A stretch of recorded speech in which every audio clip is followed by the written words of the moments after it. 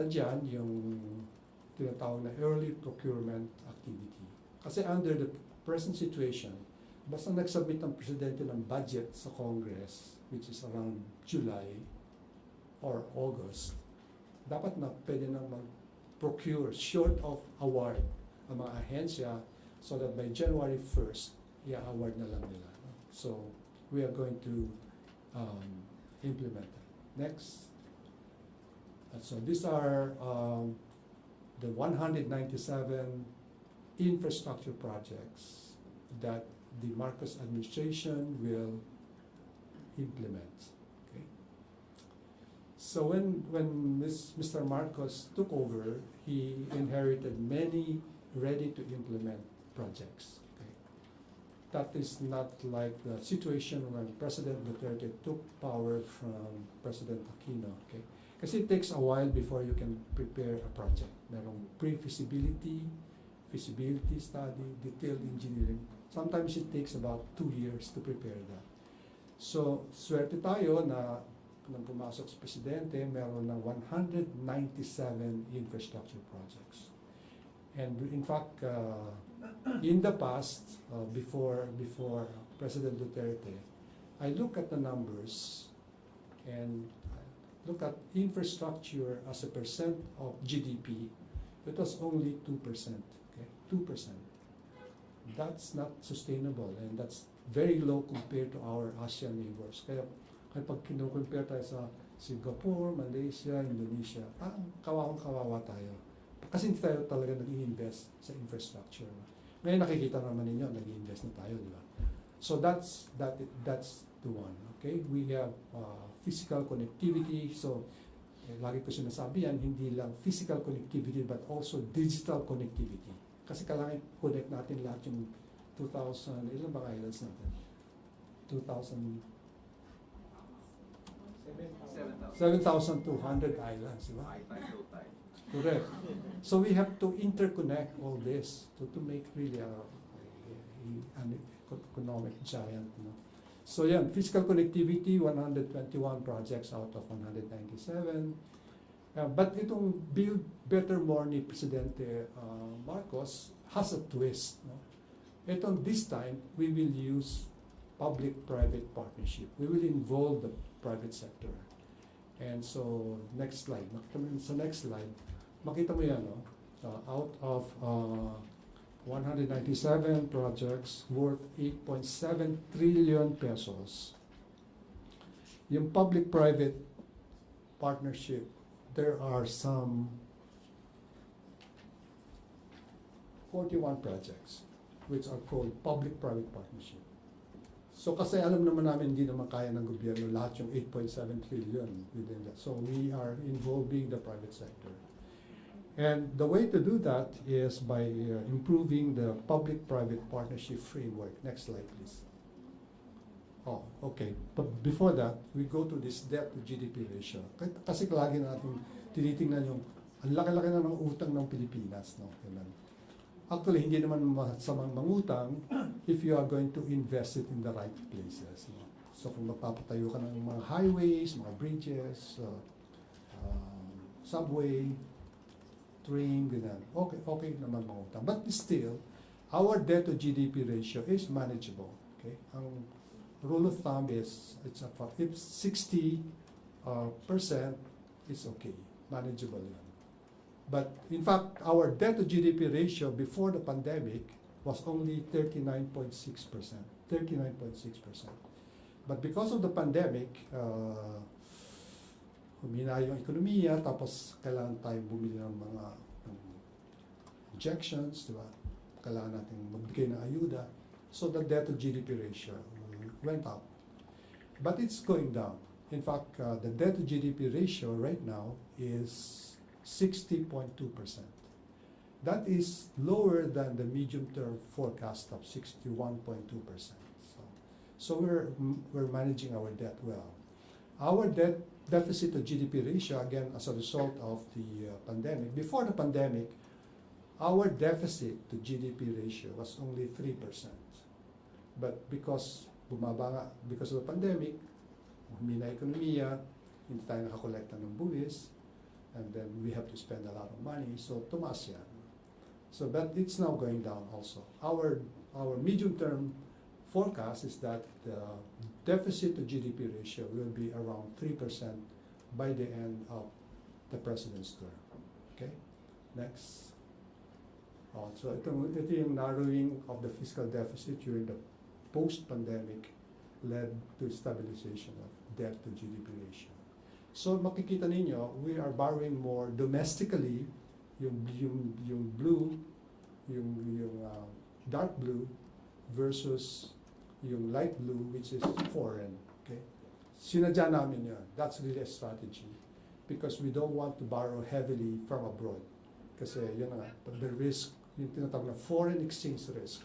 If you're heavily indebted abroad, ma-affectuhan ka pag nag-devalue yung currency mo. Okay, so we're doing well. Next. So we asked the President to act on the following requests. These are some tax measures. VAT on digital services, excise tax on single-use plastics. This is for climate change proposal. Ito naman, VAT on digital services. This is based on fairness. No? Kasi kung bibili ka sa brick and mortar store or regular store, nagbabayad ka ng VAT, bakit hindi ka naman magbayad sa digital services?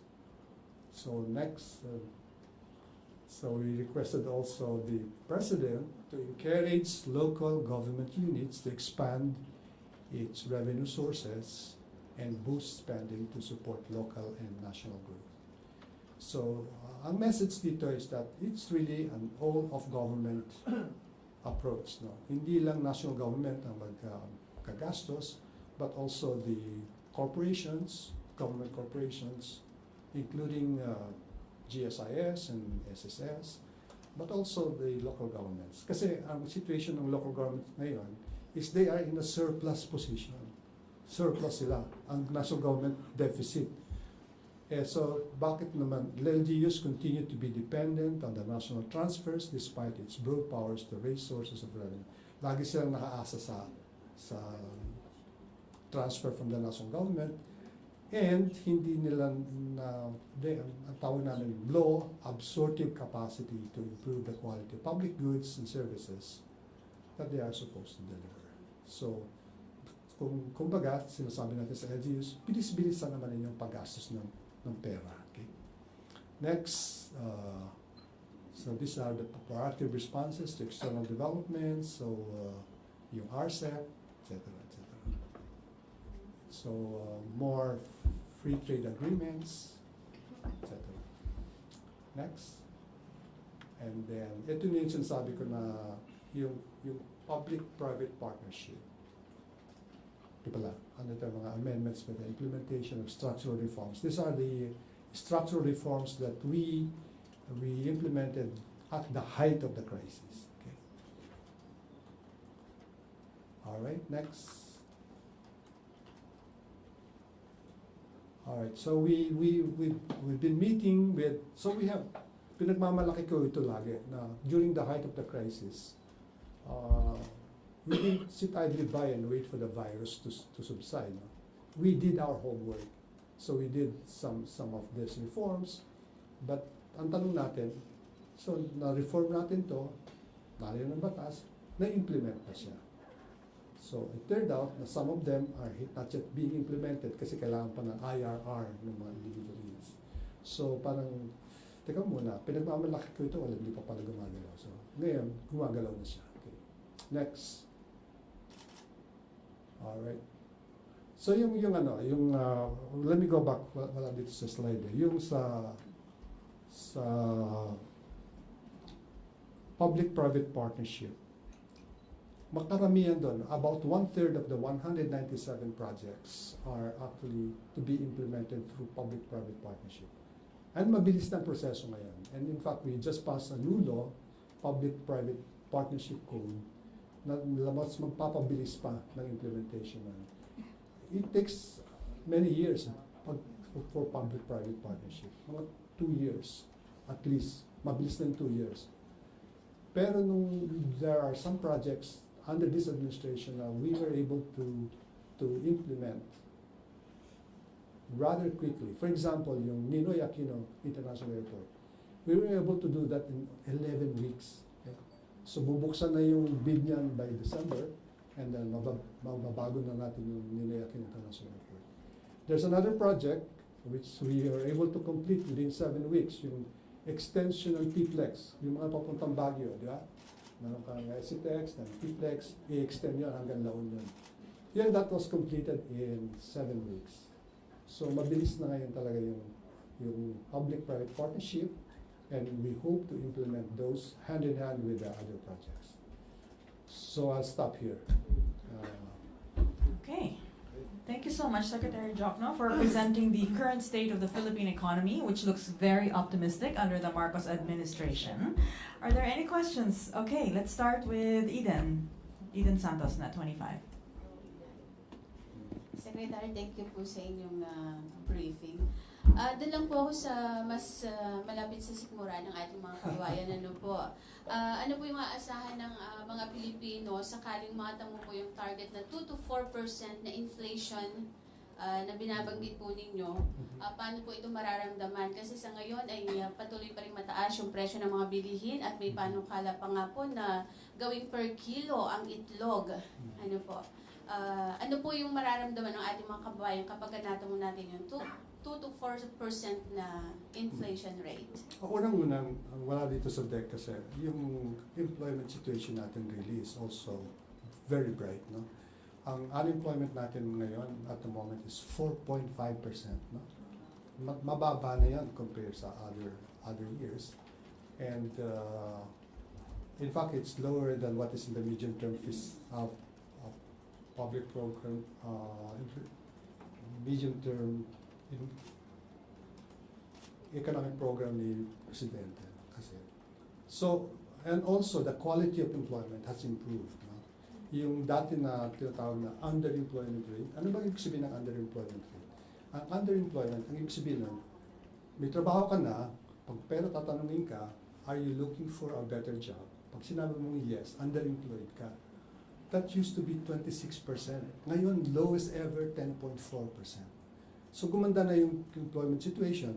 Yan ang makakatulong sa mga kababayan natin. Kung may trabaho ka, hindi mo na masyadong mapapansin yung 2 to 4% na inflation. Diba? Kasi may trabaho ka naman. Diba? Sir, are we expecting po na malalagdaan ni PBBM yung 2024 national budget bago po yung trip niya sa Japan? Kailan ba trip niya sa Japan? December 16, 15, 16. Malamang. Kasi I was talking to the liaison officer to na-approve na kasi yung budget eh. So they will go into conference committee by December 1st. And so there's enough time bago umalis si Presidente. Okay, thank you. Thank you po.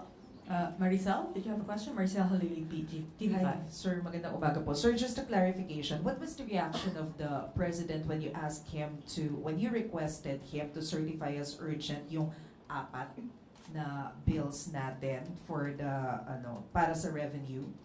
Wala naman siyang specific reaction doon sa mga tax measures na nabanggit ko.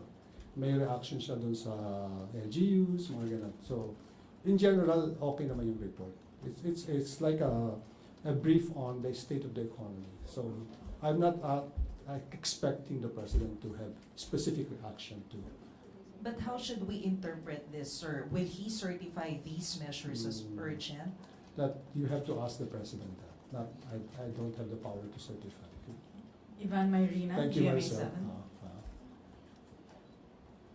Secretary, the first full year of the Marcos administration is about to come to a close. How are we doing in terms of ensuring that the investment pledges actually translate, from the foreign trips, sir, that investment pledges actually translate to actual investments and creates actual jobs? Perhaps you could give us an example, sir, kung ano yung nag-materialize na pinaka-significant. Actually, my job is at the macro level. Ang talagang specific investment will be coming from DTI and Board of Investments. And I understand there are a lot of interest. In fact, they are coming here and talking to the right people. In fact, yung mga SODI naman, nung sabi nila, dalhin nyo na rito yung tao na gusto namin makausap and then specify yung mga projects. So there's a lot of interest. No? Hindi naman mangyayari yan within 1 year. Ganun, diba? Okay? So but in fact, yung datos ng BOI, I think will show na there's a lot of investments going on. Okay? Follow up. There's an upcoming trip this week, sir, and you said you're going to be part of the delegation. Ano ho ang magiging mission natin dito sa trip na ito? I know it's a climate change forum, but as Finance Secretary, are there specific goals that you have set for this particular trip? Yung, I think, mas interesado tayo dun sa yung tinatawag na damage and loss activity, provision ng, kasi yan matagal yung pinag-uusapan yan, 15 years na yung COP na yan. And it was first brought up in 2017, I understand. And then it was also touched upon last COP17. So mas doon tayo interesado. Na, kasi tayo is one of the most vulnerable countries. So there's got to be compensation. Okay. So yun ang interest namin at the moment. It's in the climate financing for countries that are most vulnerable to climate change, and it operates on the principle of loss and damage. Okay. I think Jean Mangalus. Good morning, Sec. Can you explain why LGUs are not spending as much as they should? Have you identified which LGUs have low spending? That has always been the problem, no? Ever since I can remember, the LGUs are in surplus position, whereas the national government is in a deficit position. No?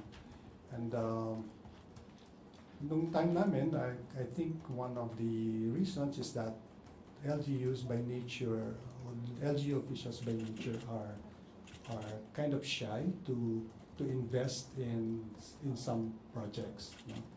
Kasi they can, in fact, LGUs can borrow money under the, but they're not borrowing money. And ang reason nila is yung term of office nila is 3 years, no?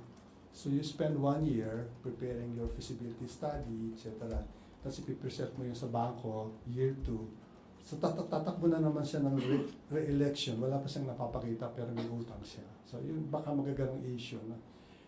Secondly, there are some LGU officials na hindi talaga, they are not inclined to invest in some activities. No? So yeah, and then there's also problem in hiring. Sabi nila, we need people to run some activities, but it's hard to attract them. No? So yun ang mga sinasabi nila rason. Okay. So in response, I think we are going to tap the Development Academy of the Philippines and the local government academy to train people who may actually be instrumental in investing in some local government activities. Okay. Kyle Atienza. Hello, sir. Good morning. This is Kyle Atienza of Business World. Sir, there are initiatives from many companies, including those that are based in the U.S., to decouple their global supply chains, sir, from China. India and Vietnam have emerged as early winners in this supply chain shift, sir. Has the Philippines benefited from this, and how do we plan to? Yeah, maraming ganun. I think they have chosen Vietnam and Indonesia, and siguro makakasama tayo sa grupo na yun. Grupo na yung tawag namin VIP, no? Vietnam, Indonesia, and the Philippines. So in my last trip to San Francisco, there's a funding agency, national government, and they said we're very much interested in the Philippines. Kasi nag-invest na sila sa Vietnam at saka sa Indonesia. And we gave them that list, yung 197 priority projects, and gave them the list. And in fact, dadating na yung isa doon, he will come here sometime in December to really scout anong investment opportunities sa Pilipinas. Okay? Sir, follow-up questions. How does the Philippines, sir, plan to play a bigger role, sir, in the U.S. Semiconductor value chain? Okay, siguro tanungin niyo si Secretary Pascual, yung mga ganyan. Mga very specific industry groups, si Secretary Pascual. Okay. Pia Gutierrez, ABS-CBN. Sir, follow-up lang dun sa LGUs. Ano po yung mga nakikita nyo other possible revenue sources that LGUs can tap into, considering yung mga challenges nga po na nabanggit ninyo kanina, like the very short term of office of local government officials? Ang talagang bread and butter ng LGUs is yung real property tax. No? And if you're a politician, you're not inclined to adjust the real property tax, di ba? Kasi maybe you don't want to tax yourself, baka you own half of the town, di ba? So, okay. But now, with the new law, yung valuation will now be done through the Department of Finance, hindi na by the local government. So every 3 years, i-adjust namin yung valuation. So I think that will help increase the revenue yield of LGUs. Okay? Kasi ang current practice ngayon is they pass an ordinance adjusting the real property tax. Siyempre walang gumagawa na. Sir, Meron naman pero may resistance in general na i-adjust. Diba? Now with the new law, we will just adjust the zonal value of the real property in that place and automatic na yan. On another topic, sir, can you react on the appointment of Rafael Consing as President and CEO of the Maharlika Investment Corporation, since his appointment was marred with issues such as yung alleged revision daw po ng IRR to accommodate him and his previously dismissed cases? That has been adequately explained. No? It's not for me to react to that one. Sam Medanilia, Business Mirror. Good morning, sir. What would be the drivers to reach the lower end of 6% full-year GDP growth, since think tanks are saying we will not be able to hit it? FMIC is forecasting 5.8, while AMRO is 5.6%. Yung pinakita kong slide, yung we are, yung makeup,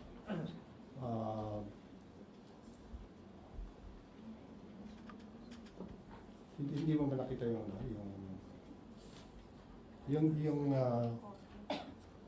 slide ba yan?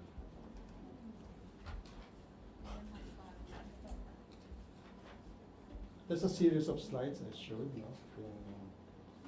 That's how we hope to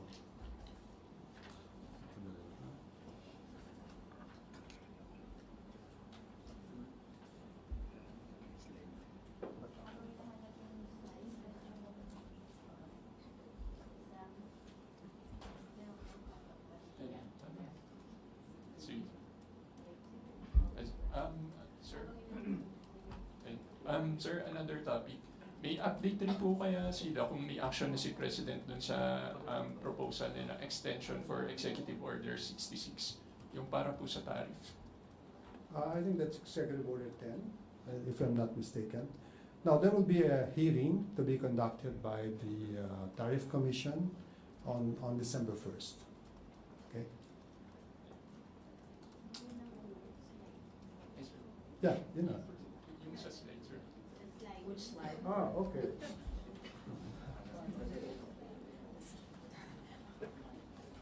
Parang nawawala yung slide. Binawasan niyo ba yung slide ko? Efficient budget execution. Hindi yan eh. Next. Sige, i-run mo na lang. Run.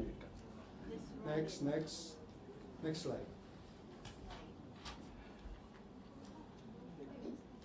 Hindi eh.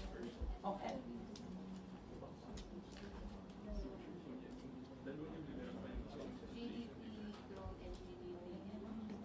We will furnish you with the entire deck. How about that? Ito yung page 14. Yung stop inflation, okay? Efficient budget execution, navigate external headwinds, implement structural reforms. Yan. Okay? Sir, sir, i-add lang po. Yung doon sa 2024 GAA po, na earlier na mention po ni President yung fuel subsidy reforms, na inaipasok po ba yun doon sa final version ng 2024 budget? Okay, under the law, you can give subsidy after 3 months consecutive, higher than $80, I think, per barrel. No? Is that what you're referring to? He wants it to be reduced to 1 month, no? So I don't know, wala akong access dun sa kung pumasok na siya sa Senate version kasi it's not in the House version, ba? So and then from there magkakaroon pa ng conference committee. So I'm not sure. I'm not privy to what's happening there. Okay, Alexis Romero, Philippine Star. Secretary, if I'm not mistaken, the Philippines is eyeing 1.499 trillion deficit for this year. Is that target? Yun pa rin pa ba? Kung ano yung sinabi ni Presidente sa BSF, yun pa rin. So the same. I have no idea kung yun. Okay. But whatever is submitted by the President, that is still the deficit target. We have not revised it. Okay, given your recent developments, is there a chance na we are going to revise it pa? Kasi di ba maaaring you're mentioning yung improvements in tax collections. Pwede ba itong maging mas mababa than expected for the full year? Usually we stick to the President's budget. Then during implementation, we have a series of reviews every quarter. So we might adjust them depending on the actual situation. So based on, say, first quarter performance, we adjust. Okay. So it's not cast in stones, but we respond to changes in economic numbers. Okay. Harley Valbuena. Hello, good afternoon po, Secretary. Sir, going back on the Maharlika Fund, sir, sitting as the chairperson of in ex-official capacity of the Maharlika Investment Corporation, may update na po ba regarding dun sa vacant executive or directorial positions po ng MIC? May nasubmit na po bang list of nominees yung advisory body? I understand that the advisory body has submitted a list. But I don't think there has been an appointment. There are two regular directors with a term of 3 years, and then 3 independent directors. Wala pa akong nalalaman na appoint. Okay. Sir, are we still confident po that we can make the Maharlika Fund operational by the end of the year? Kahit po by this time hindi pa kompleto yung list of positions. I'm confident that it will be operational before the end of the year. Thank you. Okay, Alexis Romero again. Secretary, may we just get details? Nag-meet na ba kayo ni Mr. Consing recently, and may we get yung information on? Yeah, we met together with the advisory council at my office, the Department of Finance, and he explained what are his ideas. Okay, so we met last week. So ano po yung napagkasunduan, or? I cannot tell you. Okay. Okay, thank you. Secretary Diokno, at the meeting today, the President emphasized the relevance of the structural reforms that the DOF is putting in place. A lot of these reforms will take time, and some of them may be, we won't see the effect of it until even after this administration. But how important are these structural reforms? Let's say, he also mentioned some amendments in the DA and Department of Agriculture and Energy as well. Yeah, the President mentioned possible, not possible, but is spending part of the flood control money for DA so that they can actually do their own activities, and this will actually change the direction of the DA within the last, I guess that we're now moving towards the last 2 months, right? So yan lang naman. More post-harvest facilities, etc., and so forth and so on. Okay, last question. Last question lang. Secretary, kanina po nabanggit ninyo para hindi na maramdaman ng mga mamamayan yung mataas na presyo ng mga bilihin, sabi niyo po, kung meron silang maayos at kalidad na trabaho. Pero kailan po kaya yun totoo, magiging totoo. Ngayon po ay hinaing ng mga manggagawa ay yung pong mababang sahod. Ang sabi po niya dapat ang entry daw or yung pinaka-minimum ay 33,000 pesos a month para lang po ito masabing living wage o yung nakabubuhay na sahod. Ano po yung take ninyo dito? Yung employment is happening right now. Sabi ko nga, that's based on the most recent data, yung 4.5%. So, and even the so-called labor force participation rate, ang taas. Kasi it's around 65%. No? In other words, marami talagang gusto mag-join ng labor force and they are able to find jobs. No? Pero yung sweldo po kasi ang sinasabi nilang hindi pasok dun sa tinatawag na living wage. Dapat daw po 33,000 a month ang sasahurin para lang magkaroon ng maayos na buhay at pamumuhay yung isang pamilya na may 5 miyembro po. Dapat binabalansin mo rin yung concern ng mga industrialists at saka yung mga workers, di ba? Baka naman hindi affordable sa mga industrialists yung baka kailangan magsara nila para lang maka-accommodate sila ng ganong klaseng sweldo, di ba? Wala po bang kasamang wage increase sa 2024 national budget kung nabigyan po yung sa social services, pabahay, ang dagdag sahod po ba yung nabigyan? I think continuous naman yung review ng wage board for the salary increase. In fact, I think except for 1 or 2 regions, nabigyan nila ng salary increase yung mga workers. Okay. Alexis Romero. Secretary, just asking for update dun sa free-note nating sukok bonds. How much was raised po dun sa kasi Hindi pa sa nare-raise actually. We will raise it maybe middle of December. Okay. So in-announce pa lang yun. Okay? Announce pa lang. It will be ang preference namin is ang maturity niya is 5.5 years rather than 5 years. Walang target amount for if I remember right, mga around $1 billion. $1 billion. Okay. Thank you, sir. Okay, All I right. think we have one more question there. Is it from UNTV? Kyle Atienza.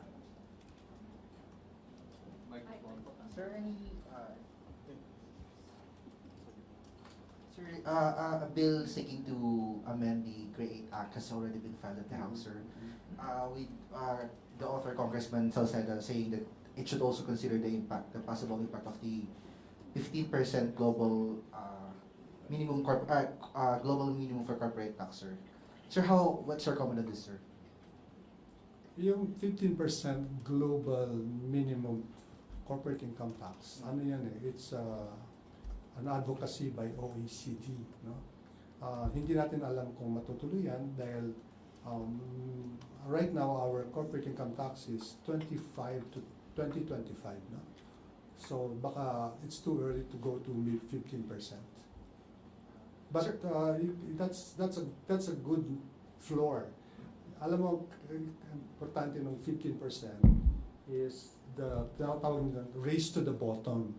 Kasi ayaw naman ng mga bansa na magpapababaan sila ng rate to attract investors. Kasi mawawala sila ng revenues, no? So that's a floor, okay?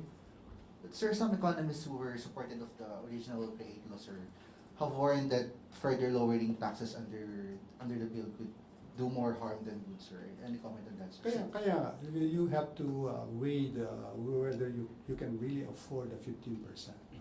At saka, in any event, an investor will go to a country not necessarily because only of the tax regime. No? They look at the economic opportunities being made available to them. Another factor will be the availability of labor. Napakaganda ng ano natin. We have the youngest population, no? in this part of the world. 25 years old is the median age. So that's very attractive. So those are the factors na tinitingnan nila. No? Ease of doing business, tinitingnan din nila yun. Tinitingnan din nila yung power cost. No? And yun ang one of our disadvantages. Napakataas ng power dito. Because in other Asian countries, sinasubsidize ng gobyerno yung power cost. No? So these are the considerations. Hindi lang tax system ang tinitingnan nila. Okay? Thank you, Secretary. Well, thank you so much, Secretary Diokno. Thank you for briefing us on the Philippine economy's resiliency, it being the fastest economy in the fastest growing region in the world, right? Very optimistic. Thank you. This concludes our press briefing. Thank you, Malacanang Press Corps. Good afternoon.